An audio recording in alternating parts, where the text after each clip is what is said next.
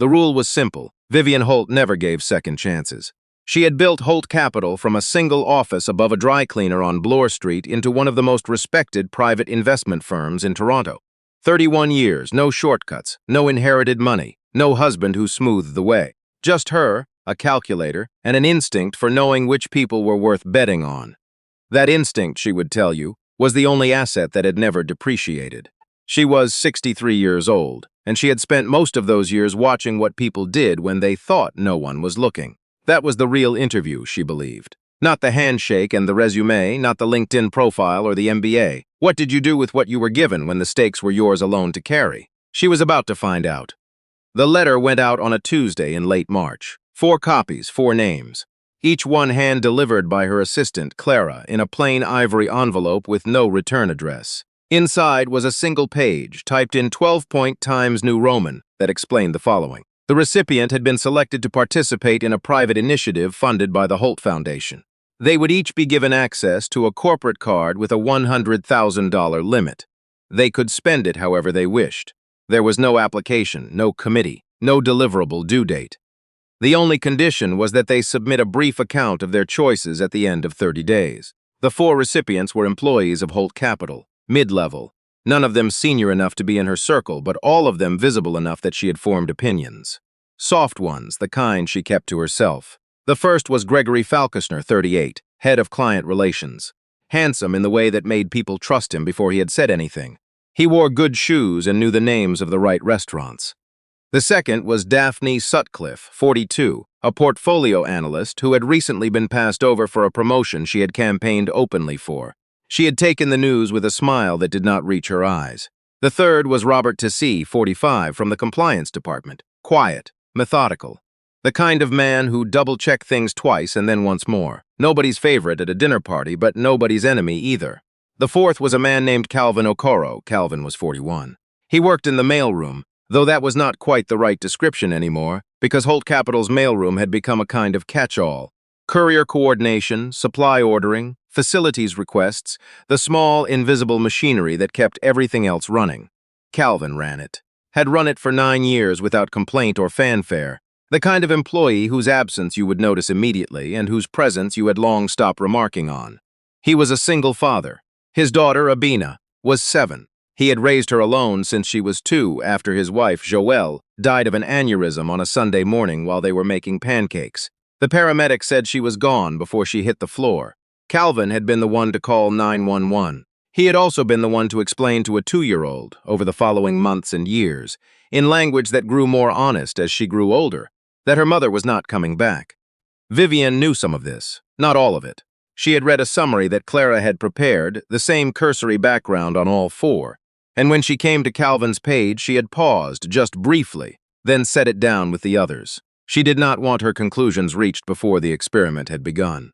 Gregory Falconer opened his envelope on a Wednesday morning at his kitchen island, eating a bowl of Greek yogurt with a spoon that cost more than Calvin's hourly wage. He read the letter twice. Then he called his girlfriend and said, "You're not going to believe this." By Friday, he had booked a trip to Lisbon for 2, business class, with a 4-night stay at a boutique hotel in Chiado that a travel writer he followed on Instagram had described as a quiet revolution in understated luxury. He also bought a watch. Not because he needed one, he had 4, but because this particular watch had been on a saved list on his phone for 11 months, and this seemed like the moment. He told himself the trip was for his mental health. He had been under enormous stress.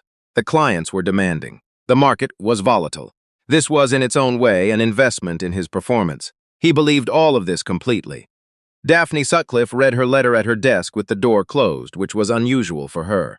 She was normally the kind of person who left her door open to signal availability, warmth, approachability, all the things she had been told were important in a female leader. She sat with the letter for a long time. Then she made a list. The list started practically. Some of it was genuinely practical, things she had deferred for years. A new laptop, a better desk chair, professional coaching sessions with a woman in Vancouver whose wait list she'd been on for 8 months. She put those down first as though they justified what came next. A week at a spa in Muskoka that ran silent retreats, the kind that cost $4,800 and made her feel, when she wrote the number down, both guilty and certain. She also bought herself a painting. She did not know much about art, But she had walked past a gallery on Queen Street West twice in the same week, and both times a particular canvas had outstopped her, all rust and gray, the kind of colors that looked like something in the process of either healing or breaking apart, and she had never been able to tell which. She spent $800 on it. It was the one item on the list she did not second-guess. She did not tell anyone at work about the money. She kept the letter in her desk drawer and went about her days as she always had, which was carefully and with a slight tightening around the eyes. Robert T. read his letter at the kitchen table with his reading glasses on, even though he did not actually need reading glasses yet. He wore them for documents that seemed important, the way other people lit candles. He was not impulsive by nature. This was something his ex-wife had said about him, occasionally with admiration and occasionally with the kind of exhaustion that is indistinguishable from contempt. He thought about it now. He made a spreadsheet.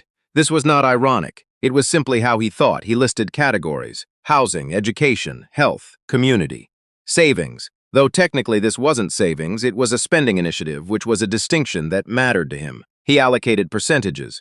He enrolled in a professional development program through the University of Toronto that he'd been quietly researching for 2 years. A certificate in financial risk management that cost just over $6,000. He bought new windows for his mother's house in Scarborough because the old ones let in cold air, and she kept the heat too high to compensate, and it had been on his list for 3 years. He donated $3,000 to a food bank in Etobicoke, where his aunt volunteered in his mother's name, because she would have appreciated that. He spent the remainder carefully, and he could account for every dollar at the end of the 30 days, and he felt, if not exactly transformed, then at least leveled, the way a house feels after a long-deferred repair. He wrote his account in clear, complete sentences with a subject and a verb and a reason for every choice. He submitted it 2 days early. Calvin Okoro did not open his letter until Thursday. This was not because he was avoiding it. It was because Monday and Tuesday had been consumed by a supplier issue with the new printer cartridges, and Wednesday Abina had a fever of 38.4, and he had spent the evening on the phone with telehealth, and the night checking on her every 2 hours, sleeping in the chair beside her bed with his arm resting on the mattress near her feet. By Thursday she was better, and he had caught up on the supplier issue, and the letter was sitting on the counter in his apartment, in Weston, beside the toaster still sealed. He opened it after dinner, while Abena was in the bath, and he could hear her singing something. A song from a cartoon he couldn't identify, a bright looping melody that she sang with absolute confidence in her own pitch, which was wildly incorrect, and which he loved unreasonably. He read the letter standing up. He read it again, then he sat down. $100,000. He had not had $100,000 in his life, not in aggregate, not all at once. His salary at Holt Capital was decent, good even, for the work. But there was Abina's daycare and then her school fees, and there were the monthly payments on a debt that predated Joelle's death and that he had been quietly chipping away at for 4 years.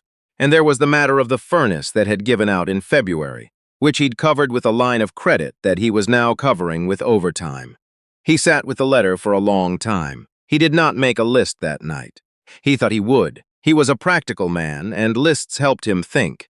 But instead, he found himself just sitting there at the kitchen table while the apartment filled with the sound of bath water and Abina's singing, thinking about something his mother had said to him a long time ago. She had said, "When you're given something, the first question is never what you want. The first question is what it's for." He had been 22 when she said that. He had not been entirely sure what she meant. He thought he understood now. The first thing Calvin did was pay off the debt. Not a portion of it, the whole thing. $22,000 gone. He made the payment online on a Saturday morning, and then he sat and stared at the screen for several minutes, as though expecting it to undo itself. It did not. The balance read 0. He had never seen that balance read 0. He felt something he could not quite name. Lighter, yes, but also strange, the way a scar feels when the scar tissue is finally smooth. When the thing underneath has healed so completely that the absence of pain becomes its own kind of sensation. He did not celebrate. He made Abina oatmeal, and she ate it with the focused, serious expression she always wore when eating things she did not particularly want to eat, and he watched her and thought, okay, now what? The second thing he did was call his sister, Philippa, who lived in Hamilton and worked as a personal support worker, and had been doing so for 11 years. Philippa was 37, and she was good at her job, and she wanted very much to become a registered practical nurse. But the program cost money. and she had 3 kids and a husband whose back had been bad since 2021, and the timing had never been right, and the timing kept not being right. Calvin asked her what the program cost. Philippa said, "Calvin, why are you asking me that?" He told her. She was quiet for a moment. Then she said, "Stop lying." He sent her the enrollment fee that afternoon, $14,200. She called him back crying, and he made her stop because it made him cry too, and he was in the parking lot of a grocery store, and he didn't want to drive home like that. The third thing was the school. Abetten attended a public school 3 blocks from their apartment. It was a good school. Calvin believed this genuinely. But he had walked past the library twice in the past year and noticed that the bookshelves were thin and the books were old, the spines cracked, the covers faded to a uniform beige. He had noticed and he had thought about it, and then he had continued walking because there was nothing he could do about it. Now there was something he could do about it. He went in to speak to the principal, a woman named Mrs. Adeyemi, on a Tuesday afternoon after pickup. He explained what he had and what he wanted to do. Mrs. Adeyemi looked at him for a long moment in a way that suggested she was trying to determine whether this was a misunderstanding or a joke or something else entirely. He said, "I want to restock the library, for the kids." She said, "Mr. Okoro." She took a breath. "How much are we talking?" He had done some research. 40 to 60 books per shelf, depending on size. The library had 14 shelves at roughly $15 to $25 a book, some higher, some lower. It was a reasonable estimate, he told her. She said she would need to loop in the school board. He said that was fine. It took 3 weeks and 2 meetings and 1 very long email thread, but when it was done, the school had $11,000 worth of new books in its library. Picture books, chapter books, graphic novels, science books, poetry collections. Books about space and hockey and birds and kids who looked like the kids who would read them. Calvin attended the delivery day. He stood in the hallway and watched the library assistant, a young woman named Dana who had the energy of someone who had chosen her job on purpose, carry boxes through the library door one after another, and he thought about Abina in there next week, running her finger along the spines. He didn't go in. He just stood in the hallway and watched. There was a community health clinic 3 subway stops from Holt Capital's offices, on a street where the Tim Hortons stayed busy at 7 in the morning, and the needle exchange operated out of a converted storefront, and the food bank had a line before it opened. Calvin had been going to that clinic for years. It was where he took Abina, where he went when he needed to go somewhere. He knew the waiting room. He knew the way the chairs were bolted together and how the magazines were always from 3 years ago. He also knew that the clinic had, for over a year, been trying to raise funds for a pediatric equipment upgrade. He had seen the flyer taped to the wall beside the reception window. He had read it the way you read things in waiting rooms, not quite registering, not quite forgetting. He remembered it now. The clinic's executive director was a man named Dr. Mensah, and Calvin called the number on the flyer and explained who he was and what he had, and Dr. Mensah asked him to come in. Calvin sat across from him in a small office stacked with binders and said he wanted to contribute to the pediatric equipment fund. Dr. Mensah said, "What kind of contribution?" Calvin told him. The number was $18,000. Dr. Mensah put his pen down. He was quiet for a moment in the way that doctors sometimes are, not silence exactly, but a particular kind of steadiness like a person recalibrating. Then he said, "Can I ask why?" Calvin said, "My daughter's been a patient here since she was 2. Dr. Mensah nodded slowly. "Abina?" Calvin said yes. Dr. Mensah said she used to draw on the examination table paper every visit. Calvin said she still does. They sat with that for a moment. Then Dr. Mensah picked up his pen again. At the end of 30 days, Vivienne Holt read 4 accounts. Clara had collected them, printed them, and placed them in a folder on her desk without comment. Vivienne read them in order, beginning with Gregory's and ending with Calvin's, and she did not allow herself to skip ahead. Gregory's account was fluent and charming and almost entirely about himself. He described the Lisbon hotel with the precision of someone composing a review rather than a reckoning. He mentioned the watch twice. He said, near the end, that the experience had reminded him of the importance of recharging in order to give. Vivienne read that sentence twice, slowly. Daphne's account surprised her. She had expected it to be defensive, but it was not. Daphne wrote plainly, without apology, about what she had chosen and why. She mentioned the coaching session, she mentioned the spa. She mentioned the painting and said, "I don't know why I bought it. I know exactly why I bought it."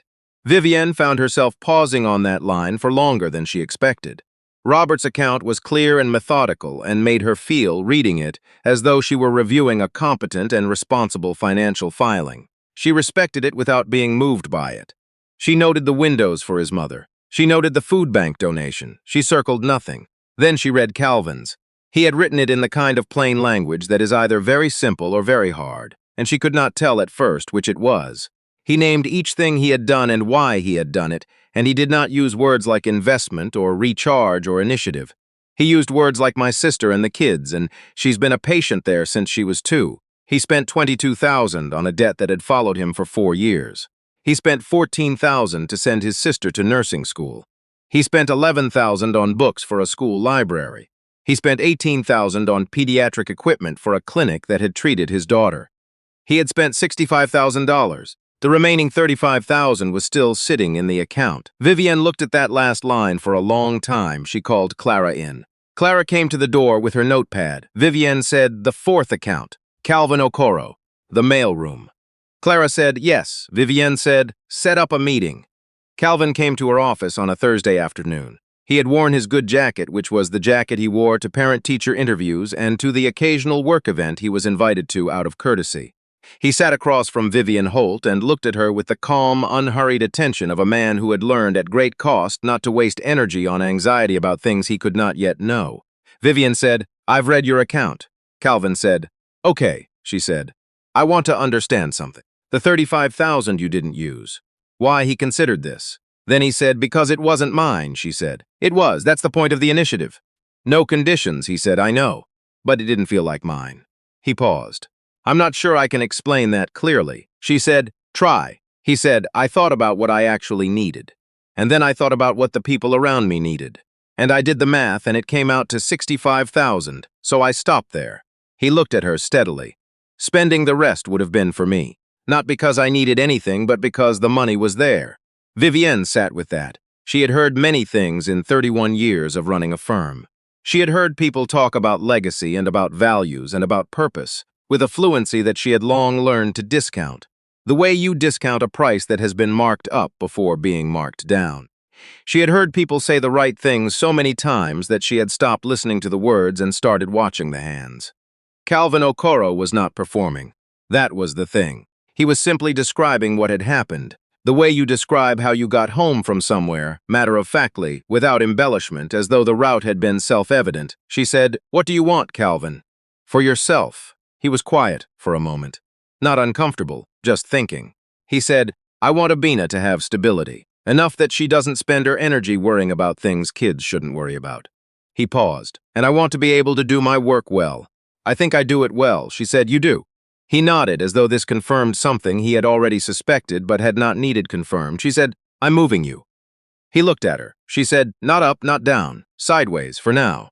There's a role I've been trying to fill for 8 months, and I keep not finding the right person. And I think that's because I've been looking in the wrong place."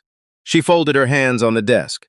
"It's a community relations position. Liaison between the firm and the community investment portfolio, schools, clinics, housing initiatives. Half the city budget, some of the provincial." She paused. "It would mean a different schedule, better hours. The salary is." She named a number. Calvin did not react visibly. But she saw something behind his eyes, a small, quiet adjustment, the way a window looks when the light changes outside it. He said, "Can I ask you something?" She said, "Yes." He said, "Why did you do this?" "The whole thing, the letters, the cards." She considered how to answer. She said, "Because I wanted to know something." He said, "What?" She said, "Whether I still had good instincts." He looked at her. Then something shifted in his expression. Not a smile, exactly, but the precursor to one, the place where a smile begins before it decides whether to arrive. He said, "Do you?" She said, "I think so."